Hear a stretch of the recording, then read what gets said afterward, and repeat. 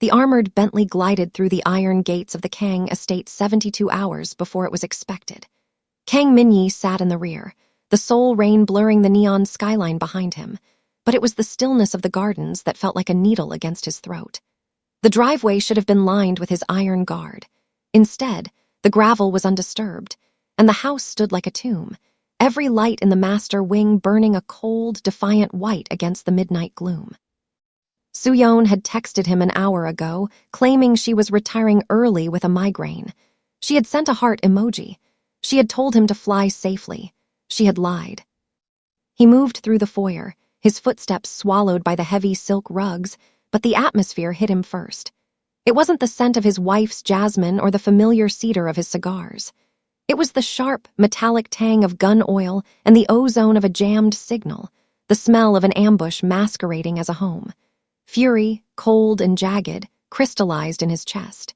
His hand moved to the custom kimber tucked at the small of his back. Through the gap in the mahogany doors, the unthinkable took shape. Soo-Yeon wasn't alone.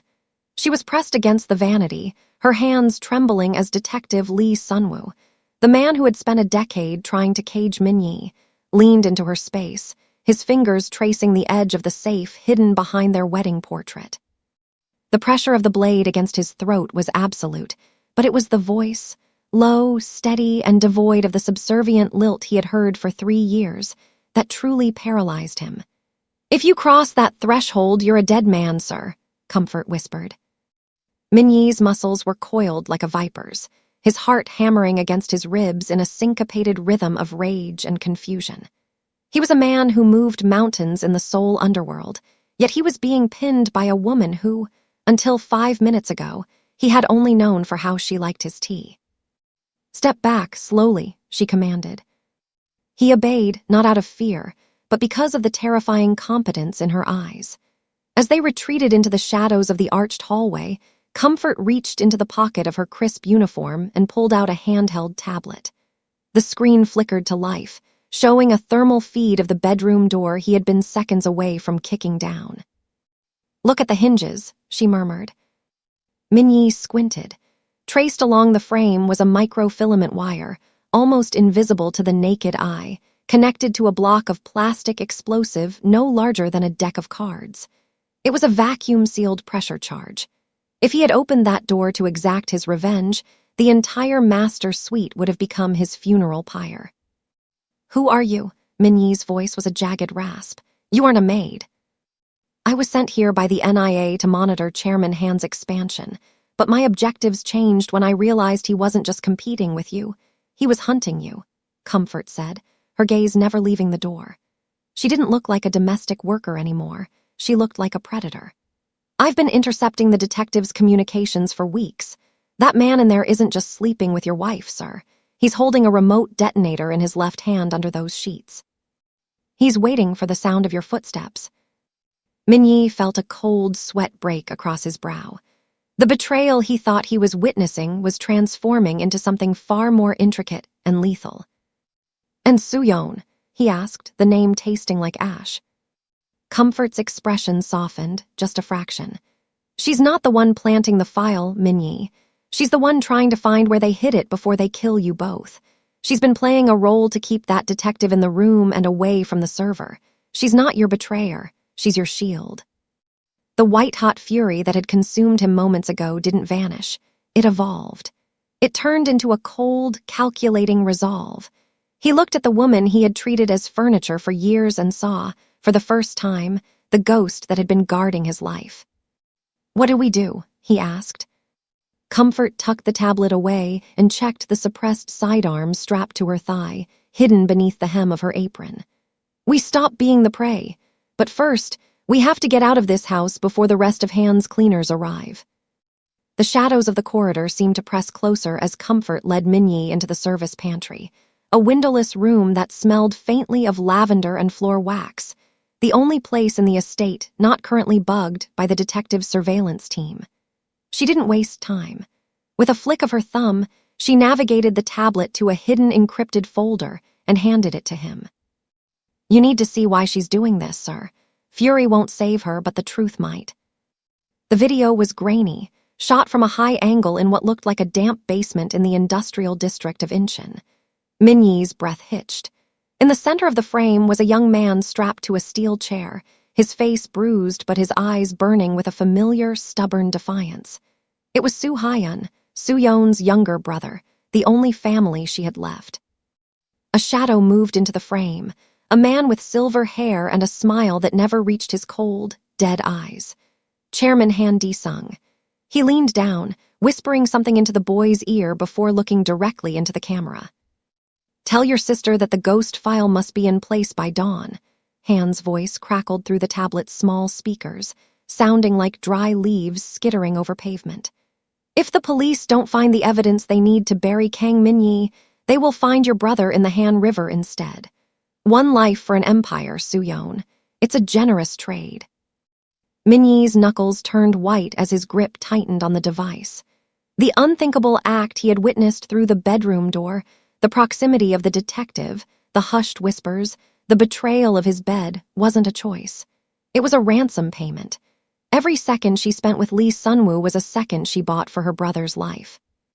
"She's been trying to find the boy's location on the detective's phone while he's distracted," Comfort explained, her voice low and clinical. "She knows if she plants that file, you're dead. If she doesn't, her brother is dead. She's trapped in a nightmare of your enemy's making, Min-Jae. She isn't framing you because she hates you. She's destroying herself to keep both of you alive." The realization hit Min-Jae harder than any physical blow ever could. He had spent years building walls, convinced that his power made him untouchable, only to realize that his enemies had simply bypassed his armor to strike at the person he loved most. He looked at the frozen image of Chairman Han on the screen. The calculated, silent boss was gone. In his place was a man who finally understood that his wife was the bravest soldier in his army. "Where is the boy?" Min-Jae asked, his voice a low, vibrating growl of pure, lethal intent. "I've narrowed it down to 3 warehouses in the Docklands," Comfort replied, reclaiming the tablet. "But we can't move until we neutralize the detective upstairs. If he misses his check-in, Han kills the boy instantly." Min-Jae looked toward the ceiling, his gaze piercing through the floorboards toward the room where his wife was currently sacrificing her soul for him. "Then we don't just move," he whispered. "We burn their world down." The heavy thud of a boots against the marble floor echoed through the service hallway a second before Junho Park rounded the corner, his silhouette broad and menacing in the dim emergency lighting. Min-Jae's right-hand man didn't hesitate. Seeing a figure standing over his boss in the dark, he moved with the blurred speed of a trained predator. His Glock was out, the barrel leveled at Comfort's forehead, while his other hand reached for her throat. "Get away from him," Junho roared, his voice a low, guttural vibration that shook the narrow space. Comfort didn't flinch. In a move so fluid it looked like water, she pivoted on her heel, redirecting Junho's momentum. Her hand lashed out, catching his wrist and twisting it just enough to send the bullet meant for her into the reinforced ceiling. The suppressed thwip was followed by the sound of crumbling plaster. "Junho, stand down," Min-Jae commanded, his voice slicing through the sudden chaos like a razor. "She's a mole, boss," Junho snarled, his face contorted with the heat of a man who lived and died by a singular, fierce loyalty. His eyes were fixed on Comfort with murderous intent. "I checked the background on every staff member. Comfort Johnson doesn't exist before 3 years ago. She's been sitting in our house, watching us, waiting for the right moment to slit your throat while you slept. And now the house is dark and the guards are gone. She's the common denominator." "I'm the reason he's still breathing," Comfort said, her voice dropping into a cold, clinical register that seemed to chill the air between them. She didn't lower her defensive stance. "If I wanted him dead, I would have let him walk through that bedroom door 5 minutes ago. There's a pressure plate explosive rigged to the frame, Park. Go check it if your ego can handle being wrong." Junho's eyes flickered to Min-Jae, seeking confirmation. The boss nodded slowly, his expression unreadable. "She's NIA, Junho, or something close to it," Min-Jae said, stepping into the space between his 2 most lethal assets. The tension was a physical weight, a sparking wire ready to ignite the oxygen in the room. The guards didn't desert, they were neutralized, and Soo-Yeon, she's not the traitor we thought she was. Junho's arm trembled, the gun still gripped tight, his knuckles white. To him, the world was simple. There were brothers and there were targets. A maid who could outmaneuver him was a target. I don't trust her, Junho spat, though he slowly lowered the weapon. She's played a part for 3 years. How do we know this isn't just a deeper play? A way to get you out of the house and into the open where Han can finish the job. You don't have to trust me, Comfort replied, tucking a stray lock of hair behind her ear, her composure returning as if the brush with death had been nothing more than a minor inconvenience. You just have to follow the boss. And right now, the boss needs a driver who can handle a pursuit and an operative who knows where the bodies are buried. Are we going to argue about my resume, or are we going to save your queen? Min-Yi looked from his oldest friend to the woman who had been a ghost in his halls. The alliance is temporary, Min-Yi declared, his eyes cold. But it is absolute.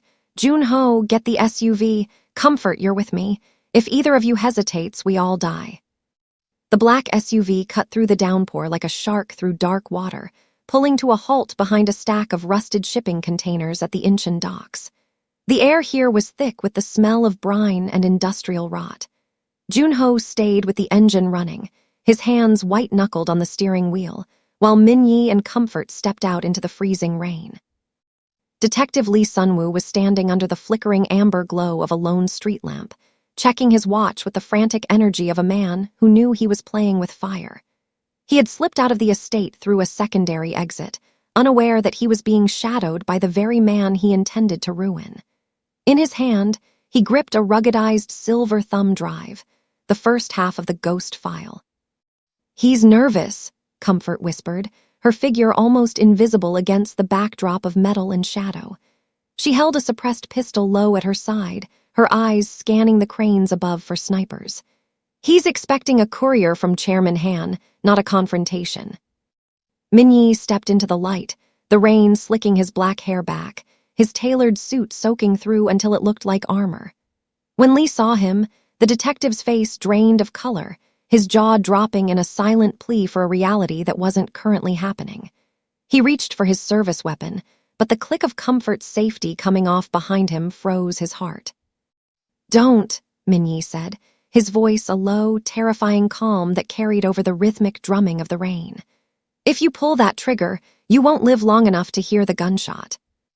Min-Yi, you were supposed to be dead, Lee stammered, his boots splashing in a puddle as he backed away. The door, the charge. My staff is more efficient than yours, detective, Min-Yi replied, closing the distance with slow, predatory steps. He didn't look at the gun, he looked at the drive in Lee's hand. You've spent 10 years trying to put me in a cage, but using my wife, holding a child as collateral, you've moved beyond the law, Lee. You've entered my world now. I have no choice. Han has my debt records. If I don't deliver this, I'm finished. Lee screamed, his voice cracking. You're finished regardless, Comfort interjected, stepping out of the gloom. She didn't look like a maid. She looked like an executioner. The NIA is already scrubbing your bank accounts. The only question is whether you walk into a cell or get carried into a morgue. Min-Yi held out his hand. For a long, breathless moment, the only sound was the howling wind and the distant groan of shifting cargo.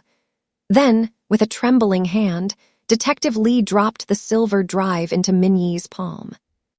Where is the second half? Min-Yi asked, his fingers closing over the cold metal. Han has it, Lee whispered, his spirit breaking. He's keeping it at the Lot Tower vault. He doesn't trust anyone with the full set. Min-Yi turned back toward the SUV, leaving the detective shivering in the rain. Junho, he said into his comms. Inform the cleanup crew, we have the first key. Now we go to the tower. The vibration in Comfort's pocket was the only warning they had. She pulled out the tablet, her face hardening as she watched a dozen thermal signatures breach the perimeter of the Kang estate. The Reapers, she said, the name carrying a weight of genuine dread. Chairman Han's personal liquidation squad. They aren't here to arrest you, sir. They're here to erase the entire zip code. Min-Yi didn't hesitate. He looked at the sprawling, dark gardens of his home, a place of zen and tranquility that was about to become a slaughterhouse. Junho, get to the armory in the basement. "Comfort, take the high ground. I'll meet them in the maze." The rain had turned into a torrential downpour, masking the sound of boots on gravel. Min-Yi moved through the manicured hedges of the traditional garden, his tailored suit now a sodden weight, his eyes adjusted to the ink-black night. He saw the first Reaper, a shadow in tactical gear moving with lethal grace. The man didn't see the boss until Min-Yi's forearm was against his throat, the custom kimber barking once into the Reaper's chest. Above, on the stone balcony, a flash of muzzle fire illuminated Comfort.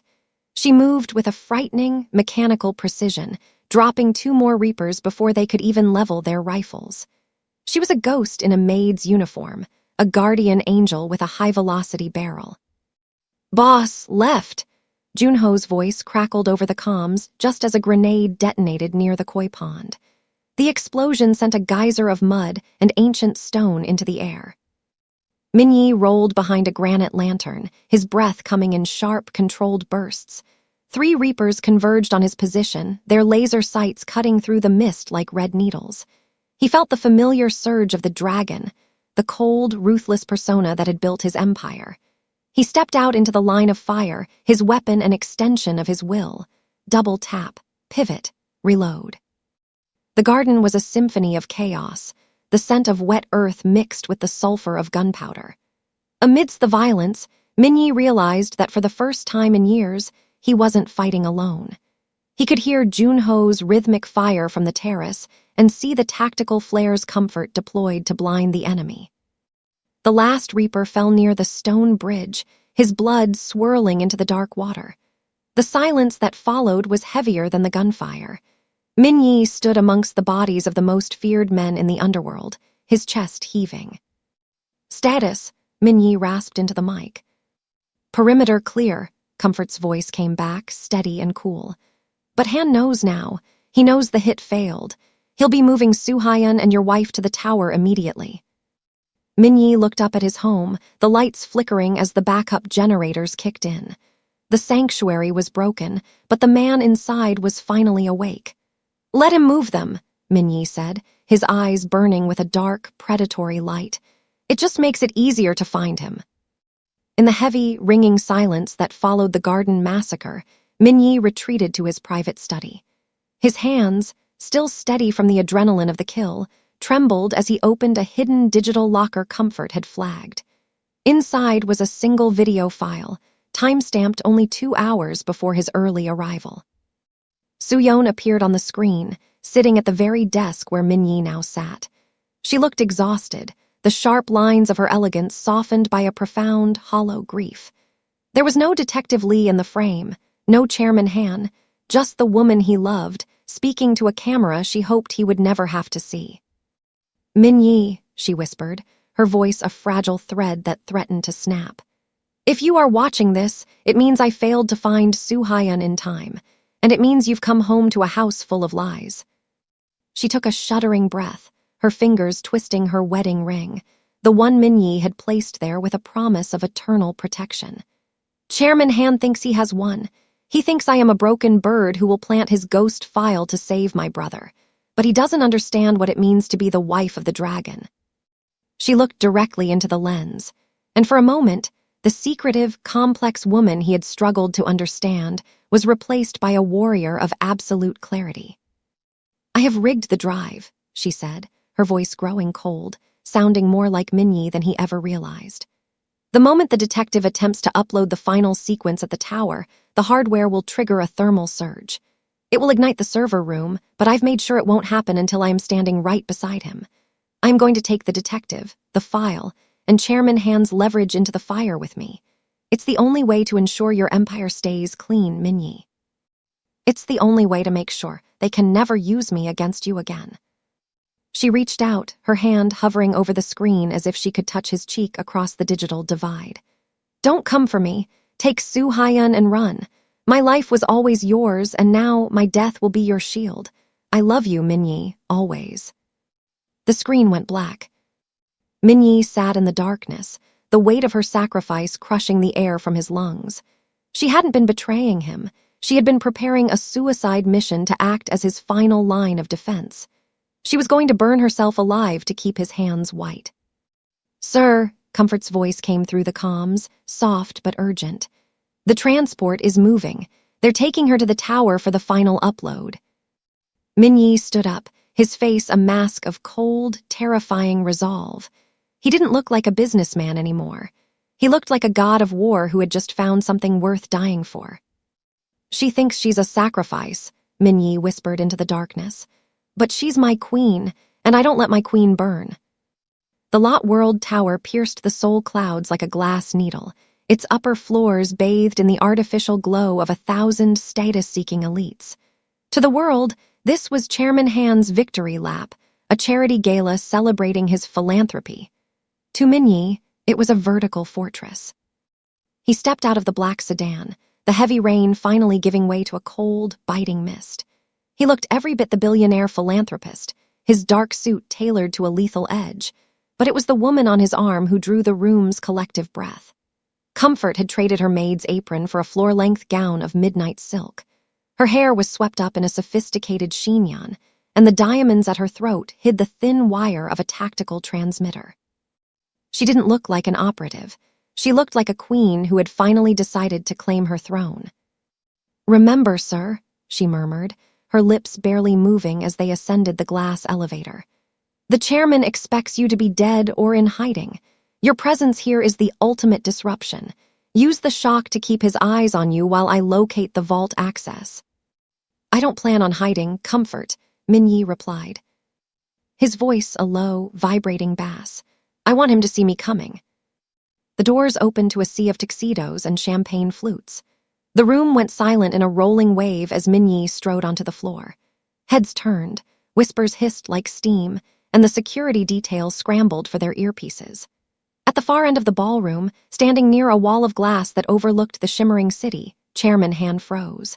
His silver hair caught the light as he turned, his wine glass midair, his face a mask of sudden, jagged disbelief. Min-Yi didn't stop until he was 10 feet away, the space between them crackling with the weight of a decade of blood and rivalry. Comfort drifted away with practiced grace, disappearing into the crowd to begin her hunt, leaving the two titans alone. "You look as though you've seen a ghost, Chairman," Min-Yi said, his smile never reaching his eyes. It was a predator's baring of teeth. "Min-Yi," Han rasped, recovering his composure with the practiced ease of a career liar. "A surprise, we heard. There was an incident at your estate." "A minor pest problem. I've dealt with the vermin." Min-Yi stepped closer, his voice dropping to a whisper that only the chairman could hear. "I know about the ghost file. I know about the boy. And I know what my wife is planning to do to your server room. You think you've trapped us in your tower, Han, but all you've done is bring the dragon to your nest." Across the room, Min-Yi caught the briefest glint of a signal from Comfort near the restricted corridors. The trap was set. Now, it was just a matter of who would burn first. The air in the high-altitude vault was thin and tasted of static. Outside the reinforced glass, the sky over Seoul was a bruised purple, but inside, the digital countdown on the central terminal glowed a lethal, pulsing red. 59 seconds. The ghost file was reaching its final encryption stage, preparing to bridge the gap between Han's private server and the National Police database. Min-Yi stood centered in the room, his silhouette cast long and jagged against the light of the monitors. Opposite him, Chairman Han held a sleek detonator, his thumb hovering over the trigger that would ignite the thermal charges Soo-Yeon had intended to use for her suicide mission. "One press, Min-Yi, and your wife becomes a memory," Han hissed, his composure finally fraying at the edges. "She's in the server vent right now, isn't she? Trying to reach the hardware. I'll bury her in the very fire she designed." "You still don't understand," Min-Yi said, his voice echoing with a terrifying, hollow calm. "You brought me here to watch my world end, but I brought the one person who can see through your shadows." In the crawlspace above the terminal, Comfort moved with the silent speed of a ghost. She dropped from the ceiling vent, her midnight silk gown torn at the hem to reveal tactical boots. Before Han's guards could react, she was a whirlwind of precision. 2 silenced shots neutralized the men by the door, and then she was at the terminal, her fingers flying across the keys in a frantic race against the 0 hour. Suddenly, the floor beneath them shuddered. A muffled explosion rocked the tower. Junho had breached the lobby, drawing the bulk of Han's syndicate into a brutal bottleneck on the lower floors. The distraction was the opening they needed. "The file is at 98%, Comfort shouted, her eyes fixed on the progress bar. "Sir, I can't kill the upload from here. The detective has a physical override in the subserver." Min-Yi didn't hesitate. He lunged at Han, not with the grace of a businessman, but with the raw, primal ferocity of the dragon. He ignored the detonator, trust in Comfort and Soo-Yeon overriding his instinct for self-preservation. He caught Han's wrist, the bones snapping with a sickening crunch. The detonator clattered to the floor. "Stop it," Han shrieked, pinning his back against the glass. "It's over, Han," Min-Yi growled, his hand tightening around the chairman's throat. On the screen, the red text flickered.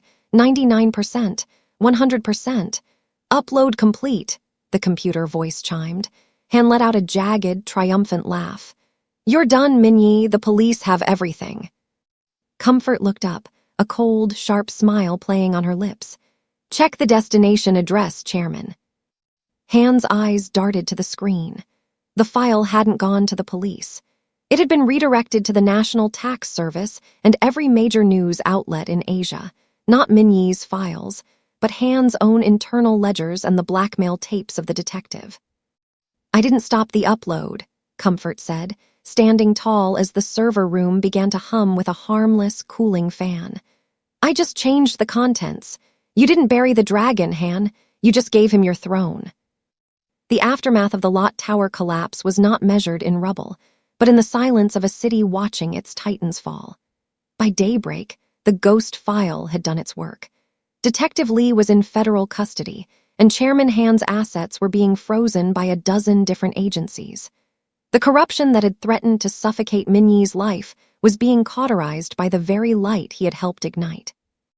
Min-Yi stood on the terrace of his rebuilt estate, the morning sun finally breaking through the soul mist. He wasn't wearing his usual dark suit. Instead, he wore a simple linen shirt, the sleeves rolled up to reveal the scars of a life he was finally ready to leave behind. Beside him, Soo-Yeon looked out at the horizon. Her brother, Soo-Yeon, was safe in a private clinic, and for the first time in years, the haunted look had vanished from her eyes. She leaned her head against Min-Yi's shoulder, a silent testament to a bond that had been forged in fire and tempered by sacrifice. "It's over," she whispered. "No," Min-Yi replied, his voice soft but resonant. "It's just beginning." A light footfall on the stone announced the arrival of the woman who had truly changed the trajectory of their lives. Comfort was no longer in a maid's uniform or a gala gown.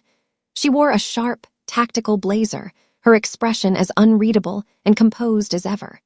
She carried a tablet, not for house inventories, but for the global intelligence network she now commanded for the Kang family. "The transition is complete, sir," Comfort reported, her voice regaining that professional, lethal edge. "The syndicate has been dismantled and the legitimate holdings have been moved into the new trust. To the public, you are a retired philanthropist. To the underworld, you are a shadow they no longer have the right to see." Min-Yi turned to his new head of intelligence. He no longer looked at her as a subordinate, but as the architect of his survival. "And the NIA. "They know I'm staying," Comfort said with the ghost of a smile. "They realize that having a friend like you in the private sector is more valuable than having an agent in the field. We have our own sovereignty now." Junho appeared at the entrance of the terrace, nodding to Min-Yi with a newfound respect for the woman he had once tried to kill. The circle was small, but it was unbreakable. Min-Yi looked at the three people who stood with him, the wife who would have died for him, the friend who would have fought for him, and the ghost who had saved him. He had spent his life building an empire of fear, only to find that his true power lay in the loyalty of those he had finally learned to see. The dragon had retreated into the shadows, leaving behind a king who no longer needed to rule alone. Together, they turned away from the edge of the terrace and walked back into a home that finally felt like a sanctuary.